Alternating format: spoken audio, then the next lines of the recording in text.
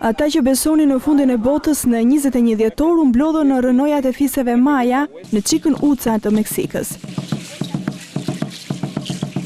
Vizitorët erdhën nga Europa, Amerika e Jugut dhe Azia për të ndarë së bashku eksperiencën në tempullin e gjarprit God Kukulkan. Mes vizitorëve ishin dhe qindra ndjekës të doktor Masaru Emoto, një shkrimtar japonez, i cili beson se ndërgjegja njerëzore dhe ndjenjat kanë një efekt në strukturën molekulare të ujit.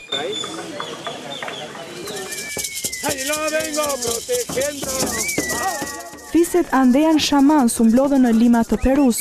Të veshur me kostume amazoniane dhe altiplano, shamans kryen rituale tradicionale në përpjekje për të ndaluar botën të përmbysej të premten. Shamas në Lima i bën thirrje perëndive dhe paraardhësve të tyre të ndalojnë çdo lloj shkatrimi të parashikuar nga fiset Maya. Shamanët peruan shpesh bëjnë parashikimet e lidhur me politikat rajonale apo pritshmëritë për vitin e ri.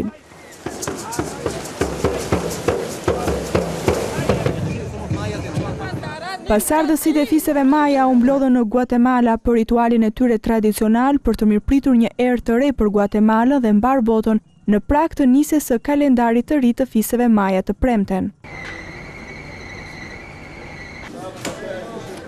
Shumë turistë mbërritën në qytetin e lashtë grek të Sirin në Turqinë perëndimore, pasi besonin se është një ndër të paktat vende në botë që nuk do të shkatërrohej sipas kalendarit Maya. Sikurse toka rrotullohet rreth boshtit të vet për 24 orë dhe rreth diellit për 365 ditë, Majat llogaritën se i tërë sistemi ynë planetar për 26.000 rrotullohet rreth yllit qendror në univers që quhet Alciona. Prandaj dhe kalendari llogaritja e gjatë sipas kohëzgjatjes përfshin një cikël prej 26.000 vite, të ndarë në 5 nëntcikle, të njëjta me nga 5.125 vite, për të cilat mendohet se ato si tërësi në vete përfaqësojnë një epokë të caktuar të zhvillimit të botës.